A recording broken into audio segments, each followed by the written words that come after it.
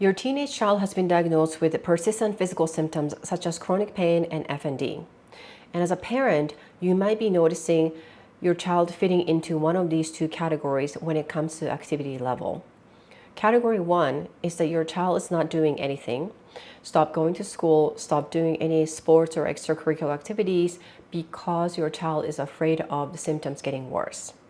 Or category 2, despite the symptoms, your child keeps going, wouldn't stop, don't stop, only to hit the wall and crash and burn and go back to not doing anything.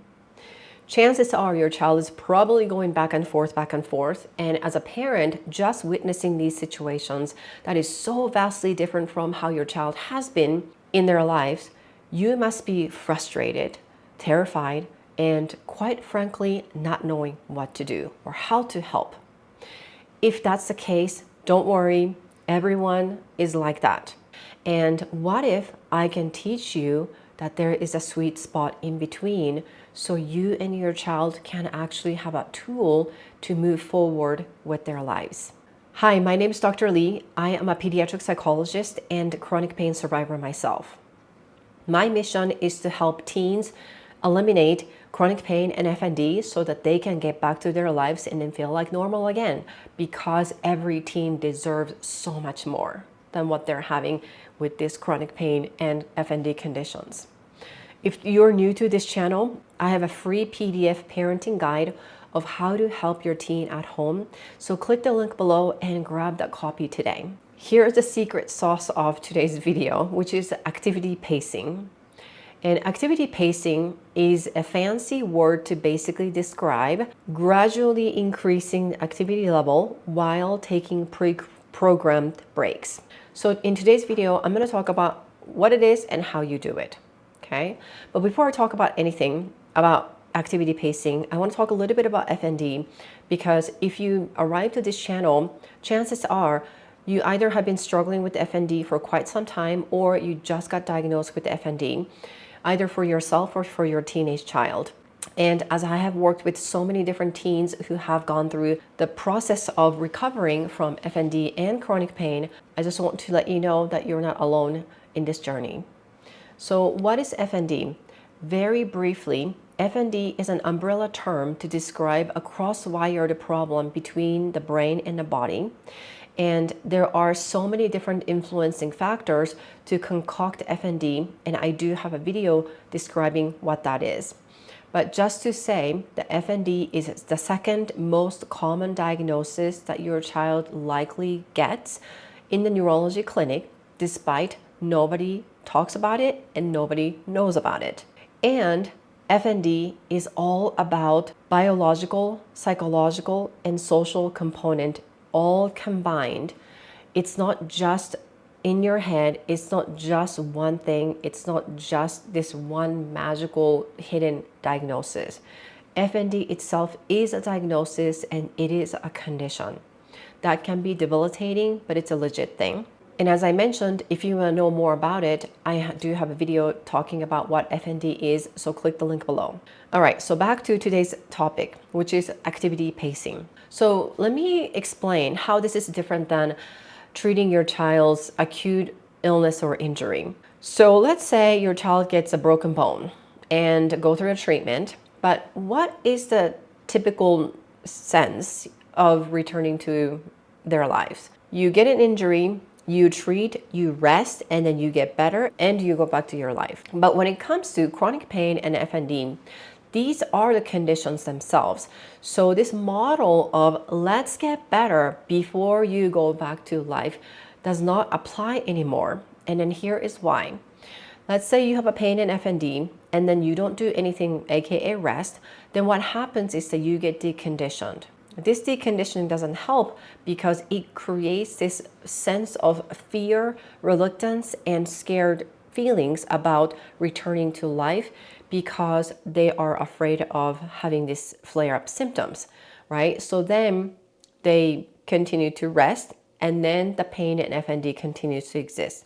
So they get into this vicious cycle, or as I mentioned earlier, that they would rest only to go back full and then hit the wall and then go back to the resting again. So we don't want to have this continued vicious cycle.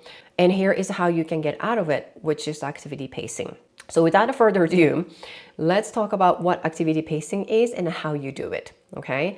I kind of have to have an example so then to have a context to it. So I'm going to use as an example of a physical activity, but it can be applied to social activity and academic activity as well. That includes going to school, all right?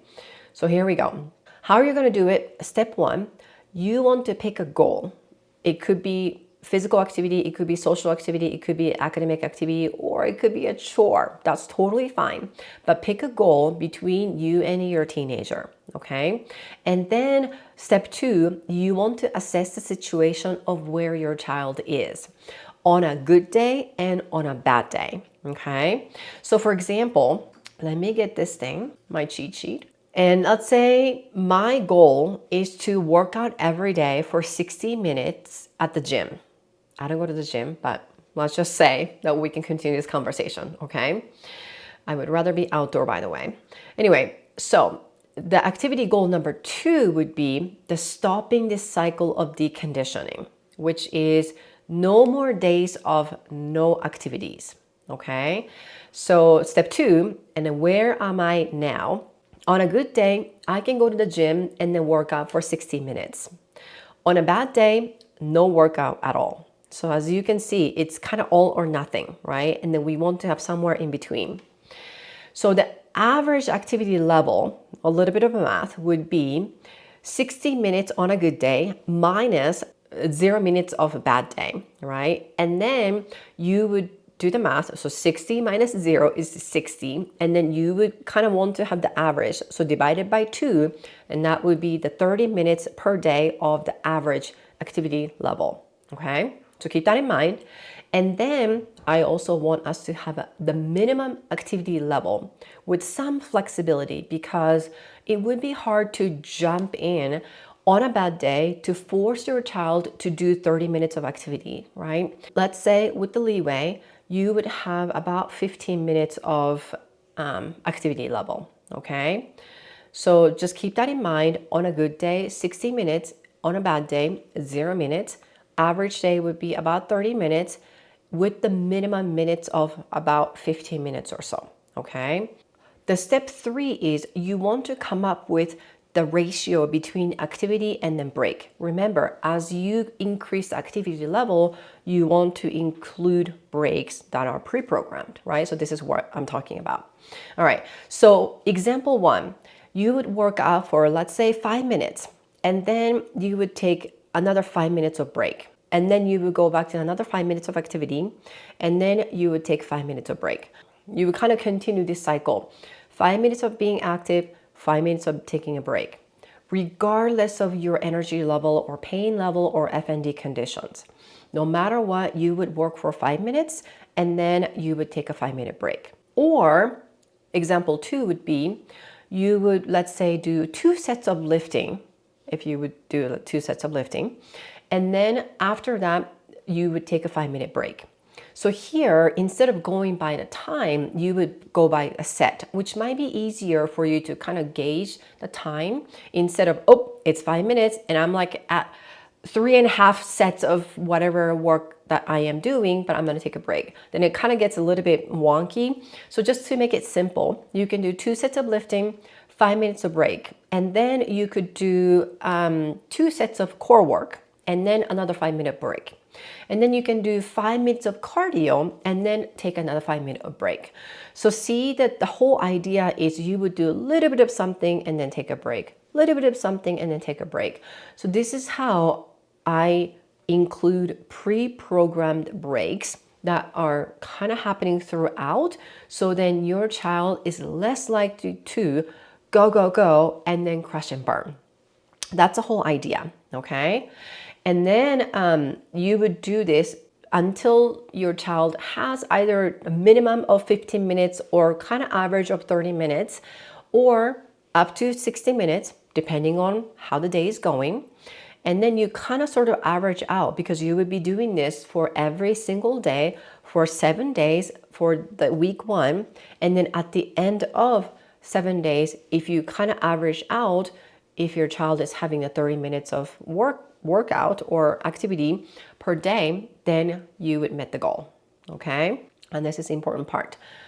I would urge you to consider including some sort of incentive for your child to get motivated. At the end of the day, your child feeling better internally and externally is the biggest reward for your child to keep going. But in the very beginning, it's really hard to kind of get the momentum going. So I would say it's okay to include an incentive. And it doesn't have to be a thing or a money. And it could be something like extra, I don't know, scoop of ice cream or a favorite dessert or something like that. You know, whatever that is appropriate, as long as they're safe and healthy and then you are okay with it, I would say go ahead and choose what that reward would be between you and your child. All right. Now moving on. So then week 2, assuming your child has gone through this process and then did so well, yay, make sure to celebrate. And then on week 2, we're going to up the ante. So upgrade a little bit, okay? So then the week 2, the activity break ratio would be kind of ballpark, increase the activity level by 5 minutes, okay? And or one more set. So kind of same example, instead of doing 5 minutes of activity, you would then do 10 minutes of activity and then take a 5 minutes of break. And then you would do another 10 minutes of activity and then 5 minutes of break. So you kind of continue that cycle, all right? Or you could do 3 sets of lifting and then take a 5-minute break. And then 3 sets of core work and then take a 5-minute break. Or 10 minutes of cardio and 5 minutes of break, and so forth, okay? Again, week 2, on a good day would be up to 60 minutes, and then on a bad day, it would be 20 minutes minimum, and then average activity time would be still 30 minutes, okay? But we're kind of like doing the bottom-up approach, so then your child would have at least a day of doing something rather than having a day of doing nothing, okay? Remember, your child needs to sort of manually change this mindset and then activity plan and pacing.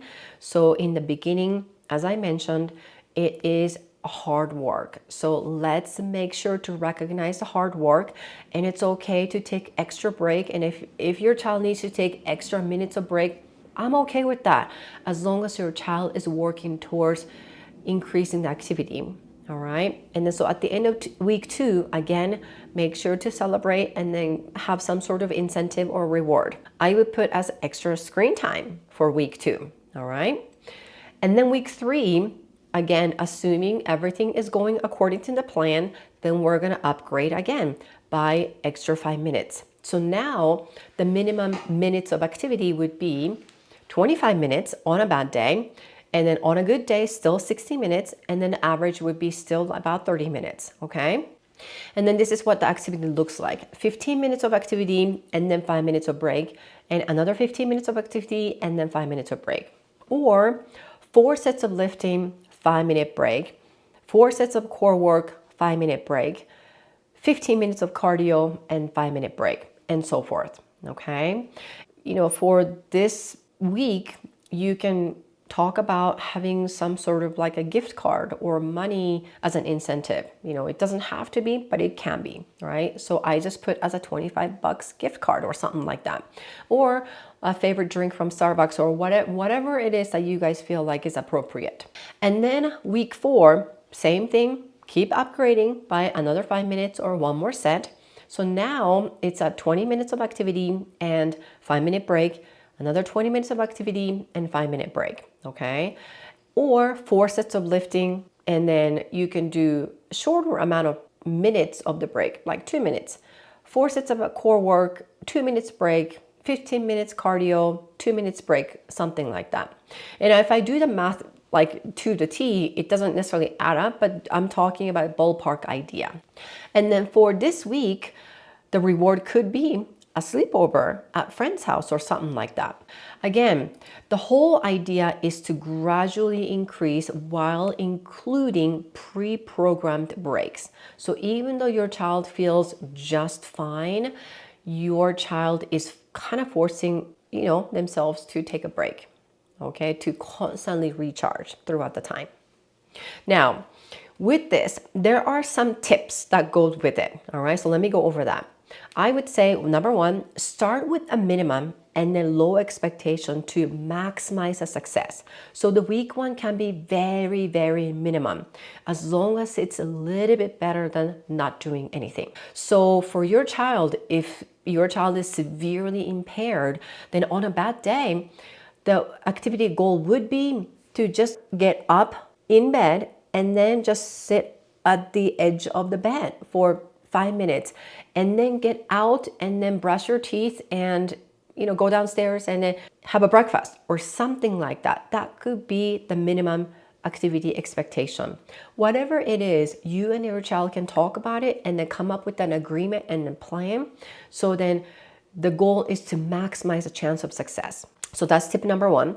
And tip number two, it is completely okay to take time, aka do not need to keep upgrading each week if not ready. So your child can rinse and repeat week 1 2 or 3 times if that's necessary. So it doesn't have to be this regimented thing no matter what. Again, listening to the body, but also challenging a little bit is the key. And tip number 3, it's okay to include the reward, and you can even talk about the reward first for your child to get excited and a little bit more motivated, because this is, again, something that is a sticky and then kind of like not really want to go there zone. So it's okay to sort of get excited first and then kind of get that momentum going. Tip number 4, as a parent, also for child, be flexible. Some days are bad, as you can imagine, and it's expected, right?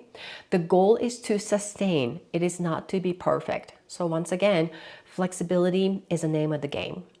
Last tip, but not the very least, tip number 5, it is very hard in the beginning for your child, just like anything you're doing new, right? So the initial discomfort, also including being kind of skittish or skeptical, that's normal. That's very, very normal. So validate that, feelings, and that, feeling skittish, that's okay.